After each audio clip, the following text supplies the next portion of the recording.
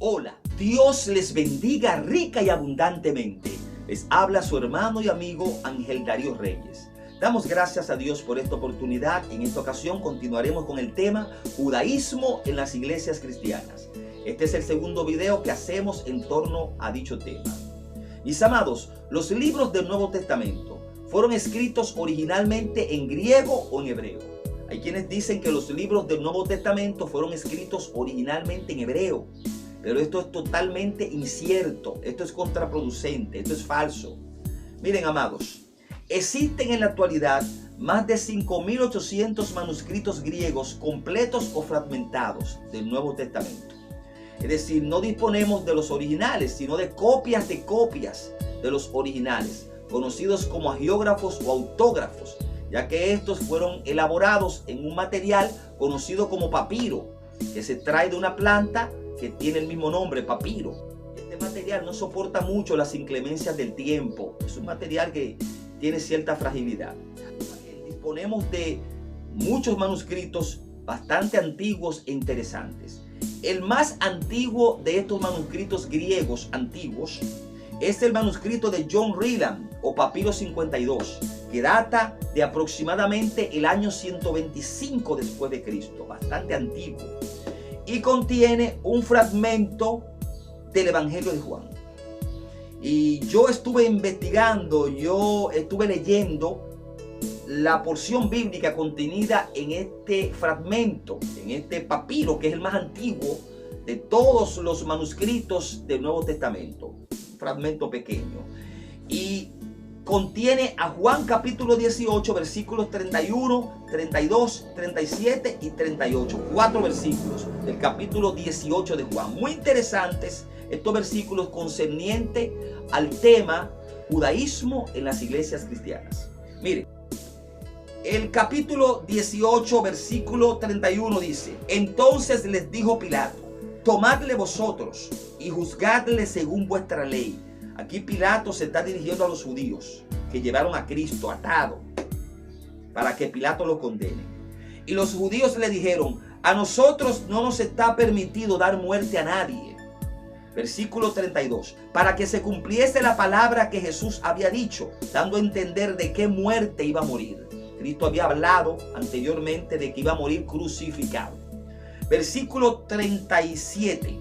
Le dijo entonces Pilato, aquí Pilato se está dirigiendo a Cristo: luego, ¿eres tú rey? Respondió Jesús: tú dices que yo soy rey. Yo para esto he nacido y para esto he venido al mundo, para dar testimonio a la verdad. Todo aquel que es de la verdad oye mi voz. El último versículo contenido en este fragmento de papiro es el siguiente, el versículo 38. Le dijo Pilato: ¿qué es la verdad? Y cuando hubo dicho esto, salió otra vez a los judíos, y les dijo: yo no hallo en él ningún delito. Que las autoridades romanas no encontraban delito en Jesús. Pilato lo encontró inocente. Sin embargo, los judíos porfiaron para que Cristo fuera crucificado. Bendito sea el Señor. Bien, existen diferentes manuscritos antiguos muy interesantes del Nuevo Testamento. Muchos. Ya he dicho que existen en la actualidad más de 5.800. Bendito sea el Señor. Y también existen traducciones de estos manuscritos griegos. Existen 10.000 en latín y 9.300 en muchos otros lenguajes antiguos, como el siríaco, el eslavo, el gótico, el etíope, el copto y el armenio. Bien, pero de los manuscritos antiguos griegos, de los cuales disponemos, los más completos son los siguientes. Primero, el Códice Sinaítico o Codex Sinaiticus, que data del siglo IV. Estamos hablando del 330 al 350 después de Cristo. El Códice Sinaítico se encuentra actualmente en Inglaterra y contiene todos los libros del Nuevo Testamento en griego. Está el Códice Vaticano o Codex Vaticanus, que data también del siglo IV y contiene casi todos los libros del Nuevo Testamento, a excepción de algunos como Primera de Timoteo, Segunda de Timoteo, Tito, Filemón y Apocalipsis. Y también faltan algunos versículos del capítulo 9 de Hebreos. Faltan los versículos 14, 13 y 25. Repito, del capítulo 9 de Hebreos. Pero están prácticamente todos los libros del Nuevo Testamento. Tenemos otro códice, un poquito más antiguo, es decir, un poquito más reciente, pero muy importante, el Códice Alejandrino, que data del siglo V, Codex Alejandrinus. Y este códice contiene también todos los libros del Nuevo Testamento. Existen muchos manuscritos antiguos del Nuevo Testamento, aún más recientes que estos, que han sido descubiertos. Son muchos y realmente comprueban que el Nuevo Testamento fue escrito originalmente en griego. No existen copias en hebreo. Hay quienes dicen, bueno, lo que pasa es que los libros del Nuevo Testamento fueron escritos originalmente en hebreo y luego traducidos al griego, pero eso es algo completamente contraproducente. Mis amados, los expertos coinciden los más atinados en que los libros del Nuevo Testamento fueron escritos originalmente en griego. Bendito sea el Señor. Por ahí tenemos la Peshitta, que fue escrita en arameo, no en hebreo. Y la Peshitta, pues sí, fue escrita en arameo, no en griego, pero hermanos, no estamos hablando del hebreo. Entonces, ¿de dónde se saca que los libros del Nuevo Testamento fueron escritos en hebreo? Eso es para darle fuerza a esta corriente judaica en las iglesias evangélicas. En fin, mis amados, miren, existen muchos conceptos grecorromanos en el Nuevo Testamento. Yo quiero aclarar esto. No quiero que nadie se me ofenda. Existen conceptos judíos, por supuesto. Hay que estudiar raíces hebreas, hay que estudiar concepto hebreo. ¿Por qué? Porque los libros del Nuevo Testamento fueron prácticamente todos escritos por hebreos, a excepción de Lucas, que fue el único gentil que escribió del Nuevo Testamento. Después todos los escritores fueron judíos. Es verdad. Y hay hebraísmos en el Nuevo Testamento.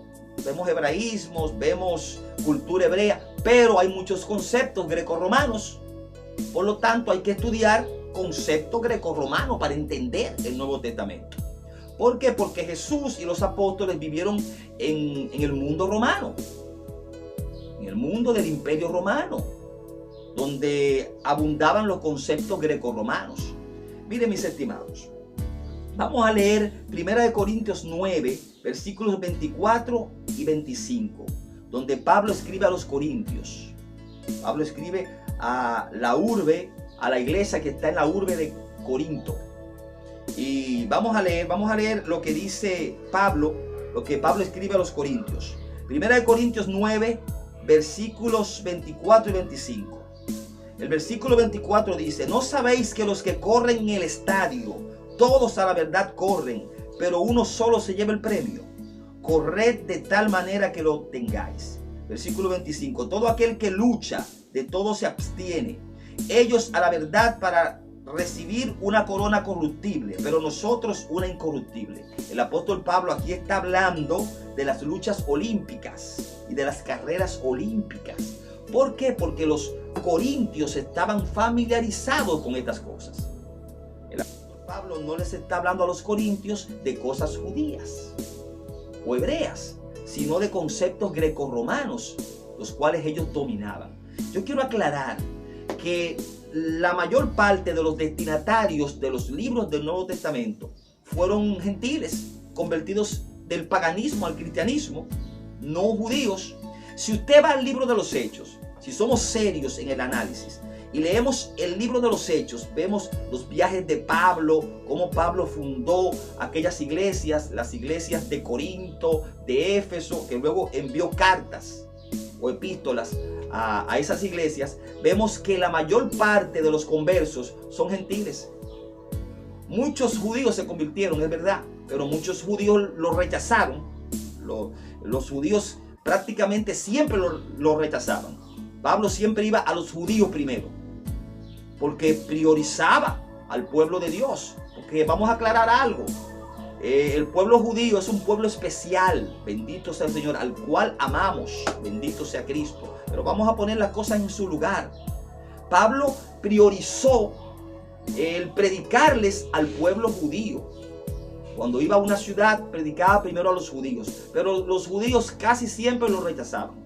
Algunos se convertían, pero la mayor parte de los conversos en sus viajes misioneros fueron gentiles. Y por esto decimos que los destinatarios de las cartas y de los libros del Nuevo Testamento son mayormente gentiles. Por esto es que vemos a Pablo hablándoles a estos hermanos de estas iglesias, y no solamente a Pablo, sino también los demás autores del Nuevo Testamento, utilizando conceptos grecorromanos. Aquí hemos leído en 1 Corintios 9 cómo Pablo hace alusión a las carreras olímpicas y a las luchas olímpicas. También tenemos el caso de Efesios capítulo 6, cuando habla de la armadura de Dios, hablando de la armadura espiritual del creyente. Pablo toma como referencia la armadura de un soldado romano. Miren, hermanos amados, yo he escuchado personas tan ofuscados con esto del hebraísmo, de lo hebreo, de lo judío, que dicen que la armadura descrita por el apóstol Pablo aquí es la armadura de un judío. Hermanos de por Dios, cuando leemos en Efesios capítulo 6, vemos que Pablo está hablando de las diferentes partes que componen la armadura de un soldado romano. El yelmo de la salvación, la coraza. Pablo dijo el yelmo de la salvación, comparando el yelmo con la salvación. Pero habló del yelmo, de la coraza. Habló de las diferentes partes que componían la armadura de un soldado romano. Es comprobado que aquí se está hablando de un soldado romano, no de un soldado judío. Aleluya. ¿Por qué? Porque los efesios, la iglesia que estaba en Éfeso, estaba acostumbrada a ver soldados romanos apostados en diferentes lugares. Porque Éfeso era una urbe muy importante en el Imperio Romano. Una ciudad muy importante. Entonces vemos conceptos grecorromanos. Por ejemplo, si leemos en 2 de Timoteo capítulo 2, que quiero leerlo, muy interesante, Pablo hablando a Timoteo, le dice lo siguiente, 2 de Timoteo capítulo 2, versos 4 y 5. Dice el versículo 4, ninguno que milita se enreda en los negocios de la vida, a fin de agradar a aquel que lo tomó por soldado. Y también el que lucha como atleta. Oiga, el apóstol Pablo le está hablando a Timoteo, le está poniendo el ejemplo del que lucha como atleta. Está hablando de luchas olímpicas. Aleluya. Y también el que lucha como atleta no es coronado, sino lucha legítimamente. Está hablando de conceptos grecorromanos. Y si volvemos, aquí me llegó a la mente así de una vez, 1 Corintios capítulo 9, cuando Pablo, ahorita leíamos, que mencionaba las carreras olímpicas y las luchas olímpicas. Dice el versículo 26, así que yo de esta manera corro, no como a la aventura. De esta manera peleo, no como quien golpea al aire o el aire, sino que golpeo mi cuerpo y lo pongo en servidumbre. No sea que, habiendo sido yo heraldo para otros, yo mismo venga a ser eliminado. Aquí la palabra eliminado es descalificado. Pablo está haciendo alusión a competencias. Está hablando de deportes griegos, grecorromanos. Bendito sea el Señor. Entonces, abundan las alusiones a conceptos grecorromanos en el Nuevo Testamento. Y si el Nuevo Testamento fue escrito en griego originalmente, entonces tenemos que estudiar griego para entender a profundidad el Nuevo Testamento, no solamente hebreo. Entonces hay gente que para estudiar el Nuevo Testamento estudian hebreo. De por Dios, el Antiguo Testamento fue escrito originalmente en hebreo y algunas partes en arameo. Ahora el Nuevo Testamento fue escrito, como hemos dicho, originalmente en griego. Por lo tanto, el idioma que tenemos que estudiar, el idioma original, es el griego. Y como hemos demostrado aquí, y voy a seguir demostrando en otros videos, hay muchos conceptos grecorromanos, porque los destinatarios de las cartas paulinas y de las diversas cartas del Nuevo Testamento y los diversos libros, en su mayor parte son gentiles, convertidos al cristianismo. Miren, yo escribí un libro, el Señor me dio la inspiración para un libro que tiene por título El propósito eterno de Dios. Y yo no pretendí dominicanizar a los que leyeran este libro. Este libro tardé un par de años, y cuando yo escribía este libro, yo no pensaba en mí, yo pensaba en los destinatarios, para que el que leyera este libro pudiera entender el mensaje contenido en este libro. Igualmente, los escritores del Nuevo Testamento pensaban en transmitir el mensaje a los destinatarios, de manera tal que los destinatarios comprendieran el mensaje. Los escritores del Nuevo Testamento no pretendían judaizar o culturizar a los destinatarios, no. Y yo en mi libro, en el libro El propósito eterno de Dios, no pretendía dominicanizar. Yo soy dominicano, no, mi intención era que los destinatarios, que los lectores de este libro entiendan el mensaje. Yo omití toda clase de dominicanismo para que alguien de Colombia, de Brasil, de Chile, de cualquier país parlante hispano pudiera entender. Entonces, asimismo, los escritores del Nuevo Testamento pensaron en los destinatarios. Entonces alguien dice, pero hay que estudiar cultura hebrea para entender el Nuevo Testamento, porque los escritores del Nuevo Testamento fueron prácticamente todos hebreos. Ajá. Y cuando uno escribe, uno piensa más en uno o en los destinatarios. Los escritores piensan más en los destinatarios. El que es escritor sabe lo que estoy diciendo. Entonces, y esto se refleja en todo el Nuevo Testamento. Hay conceptos grecorromanos. Hay que estudiar cultura grecorromana para entender a profundidad el Nuevo Testamento. Igual hay que estudiar cultura hebrea y conceptos hebreos, porque hay hebraísmos en el Nuevo Testamento. Mis amados, esto continúa. Vamos a continuar en el próximo video. Este video, recuérdese, se titula Judaísmo en las iglesias cristianas. Es el segundo video, pero continuaremos en el nombre de Jesús. Dios les bendiga a todos. Shalom Alejem.